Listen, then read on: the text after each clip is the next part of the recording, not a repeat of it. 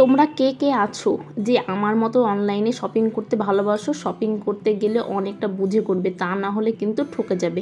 কেন বলছি সেটা তোমাদেরকে পরে বলছি।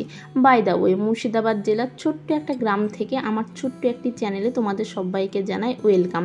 দূরে কাছে ছোট বড় যে যেখান থেকে দেখছো সবার সুস্থতা কামনা করে সবাইকে সাথে নিয়ে আজকের নতুন একটি ফ্রেশ ব্লগ শুরু করছি। আর তোমরা কে কোথায় থেকে দেখছো অবশ্যই কমেন্ট করে বলো, কারণ আমারও জানতে ইচ্ছে করে যে আমার ভিডিও ঠিক কতদূর পৌঁছায়। আজকে কাজ করতে করতে তোমাদের সাথে কিছু কথা শেয়ার করব। প্লিজ স্কিপ না করে পুরো ভিডিওটি দেখতে থাকো, আশা করছি তোমাদের ভালো লাগবে।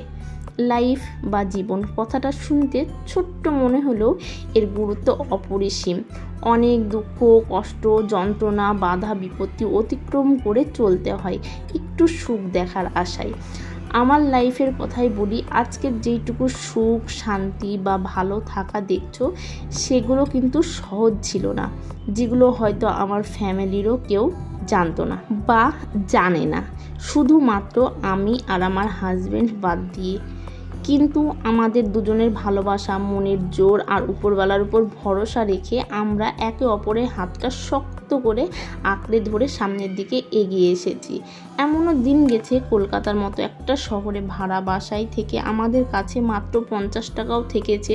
অনেক টেনশন অনেক দুশ্চিন্তা হয়েছে, তবুও কিন্তু আমরা ভয় পাইনি বা একে অপরকে ছেড়ে যাইনি।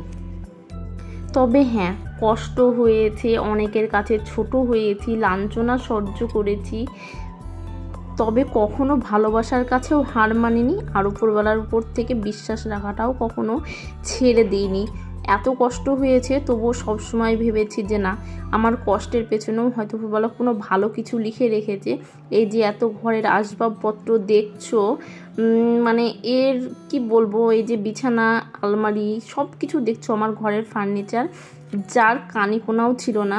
যাযাবরদের যেরকম জীবনযাপন হয় আমি ঠিক সেই রকমভাবেও জীবনযাপন করেছি। অনেকে বলে যে দরজা দিয়ে নাকি ভালোবাসা, অভাব ঢুকলে জানলা দিয়ে ভালোবাসা পালিয়ে যায়। হ্যাঁ, তবে অনেকের লাইফেই হয়, হয়তো আমার মতো অনেকের লাইফে অনেক কিছু সহ্য করতে পারে না। হ্যাঁ, আমিও পারতাম না, যেহেতু নিজে ভালোবেসে বিয়ে করেছিলাম। এই মানুষটার হাত ধরে কোনো কিছু চিন্তা না করে, এই মানুষটার অতীত বর্তমান ভবিষ্যৎ কী হতে পারে বা কী ছিল সেসব কথা চিন্তা না করে, শুধু সে কখনো ভালোবাসা পায়নি, সে মানুষটা ভালোবাসার কাঙাল। আর সে আমাকে বলেছিল যে তুমি যদি আমাকে ভালোবেসে রাখতে পারো তো তোমার জন্য আমি সব কিছু করতে পারি। সত্যি কথা বলতে আমরা দুজনে দুজনাকে যে কথাটা দিয়েছিলাম তো সেই কথাটা আমরা রেখেছি। তার জন্য দেখো আজকে কিন্তু আমার কাছে কোনো কিছুর অভাব নেই। হ্যাঁ, তোমাদের কাছে মনে হতে পারে আমার এগুলো সামান্য, কিন্তু আমার কাছে হচ্ছে এগুলো অনেক অনেক অনেক কিছু। এইগুলো আমার জীবনে অনেকটা বড় পাওয়া। এমনও দিন গেছে না, অনেক দিন গেছে আমরা যখন কলকাতায় থাকতাম, তখন আমরা দুজনেই থাকতাম, তখন আমার মেয়ে হয়েছিল না। তো তখন ওই নিচে বিছানা করে ঘুমিয়ে থাকতাম, জাস্ট একটা বিছানার চাদর পেতে মেঝেতে ঘুমিয়ে যেতাম, বালিশটা পর্যন্ত ছিল না। আর খাওয়ার জন্য একটা ছোট্ট হাঁড়ি, একটা ছোট্ট কড়াই আর হচ্ছে 2টো থালা, এই আমাদের মানে সংসার ছিল। তো অনেকটা কষ্ট করেছি, যেটা আমার বাড়িতে আমার ফ্যামিলিকে জানতে দিইনি কখনো। কিন্তু একটা জিনিস সত্যি, যে ভালো থাকলে সেটা দেখেও বোঝা যায়, আর কষ্টে থাকলে সেটা দেখেও নিশ্চয়ই বোঝা যায়। তো অনেক কিছু বুঝতে পারতো, তো অনেক রকমভাবে কথা বলতো, আর সে কথাগুলো যে আমাদেরকেই বোঝানো হতো সেটাও নিশ্চয়ই আমরা বুঝতে পারতাম। অনেক সময় সামনাসামনি কোনো কিছু না বললেও কথার পরিপ্রেক্ষিতেই বোঝা যায় যে কে কাকে মিন করে কোনো কিছু বলে। তো আজকে আমার মেয়ের জন্য যে হাঁড়িতে আমি দুধ গরম করি, সেই একটা হাঁড়িতে এমন একটা দিন গেছে, বাইরে যতটা দিন ছিলাম কলকাতার মতো জায়গাতে, তো ততটা দিন আমি কি করেছি বলো তো, ওই হাঁড়িতে রান্না করেছি ভাত। তো সেই ভাতটা রান্না করে আমি না খেয়ে থেকেছি, আর মানে আমার হাজব্যান্ডকে বলেছি যে না, আমি সারাদিন খেয়েছি, এখনই রান্না করলাম। সারাদিন ওই বিস্কুট মুড়ি জল এইসব খেয়ে থেকে গেছি। কোনো সময় হয়তো হ্যাঁ একটুখানি ভাত খেয়েছি, তো অল্প একটুখানি খেয়েছি, আর বলেছি যে হ্যাঁ আমি অনেক খেয়েছি, পেট ভর্তি হয়ে আছে, তুমি রাত্রিবেলা খেয়ে নাও, আমি খাবো না। এরকমও কোনো মানে অনেক দিন গেছে। তো এরকমভাবে কষ্ট করে তারপর সত্যি কথা বলতে আমার লাইফে আরও একজন আসে, সেটা হচ্ছে আমার মাম্মাম, আমার মেয়ে। সত্যি আমার লাইফে ভীষণ ভীষণ ভীষণ লাকি। ও আসার পর থেকে মানে ও যখনই আমি শুনেছি যে আমি প্রেগনেন্ট, তো তখন থেকেই না আমার লাইফটা ঠিক চেঞ্জ হতে লেগে গেছে, মানে অনেক কিছু। সে আমি কলকাতা থেকে চলে আসি বাবার বাড়িতে এখানে, তারপর আমি এখানে সেটেল হয়ে যাই। তো এই সব কিছু কিন্তু আমার মেয়ে হওয়ার পরেই হয়েছে।